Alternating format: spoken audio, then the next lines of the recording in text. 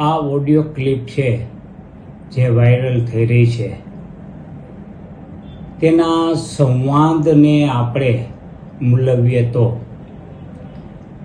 આ ઓડિયો ક્લિપમાં એમ કહેવામાં આવ્યું છે કે નરેશભાઈને તમે સીડી કોરી મોકલો અને સાથે એક ફોટો મોકલજો જેમાં જે છોકરી છે એના મોઢા ઉપર દેખાઈને એવી રીતે મોકલજો, કારણ કે ઓળખી શકાય નહીં.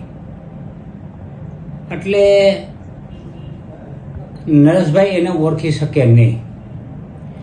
એટલે એ બાબત ચોક્કસ છે કે આ કોઈ ત્રાહિત વ્યક્તિની સીડી નરેશભાઈને મોકલવાની હોય અને જો નરેશભાઈ એ છોકરીને ઓળખી જાય તો એમને બોલાવીને સમાધાન કે જે કાંઈ કરી શકે એ કરે નહીં તેવું તેનું કહેવાનું થાય છે.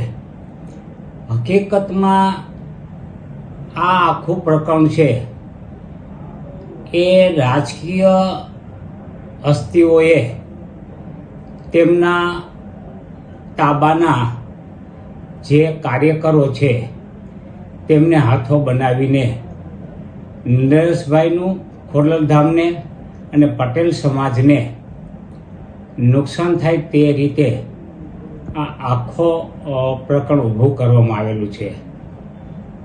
નરેશભાઈનું ચરિત્ર જોતા, નરેશભાઈની શાખ જોતા અને જાહેર જીવનના તેના 50 વર્ષ જોતા નરેશભાઈ એ અનેક સંસ્થાઓમાં કામ કરી રહ્યા છે અને નરેશભાઈ કોઈ પણ પ્રકારના સબસ્ટાન્ડર્ડ વ્યક્તિઓ સાથે પણ તેમની ઉઠક બેઠક ન હોય અને સબસ્ટાન્ડર્ડ પ્રકૃતિ તો એકોર વાત રહી.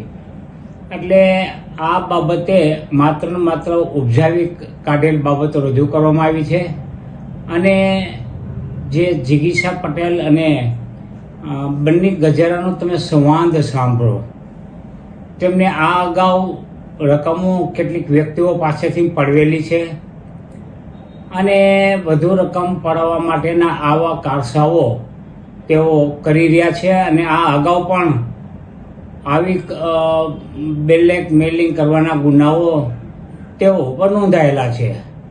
એટલે આ સીડીની જ્યાં સુધી પૂરતી તપાસ ન થાય ત્યાં સુધી તેના ઉપર વિશેષ કંઈક કેવું એ મારી દ્રષ્ટિએ વહેલું ગણાશે.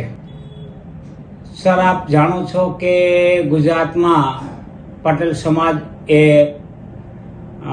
સારી એવી પ્રભુત્વ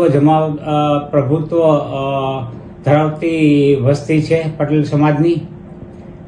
એટલે પટેલ સમાજ ઉપર બધા રાજકીય પક્ષોનો ડોરો હોય એ સ્વાભાવિક છે અને આવા રાજકીય પક્ષો છે એ પટેલ સમાજને એના નેતાઓને પોતાના કાબૂમાં લેવા માટે આવા કોઈ પણ પ્રકારના કૃત્યો કરાવતા હોય છે, ડાયરેક્ટલી કે ઇનડાયરેક્ટલી.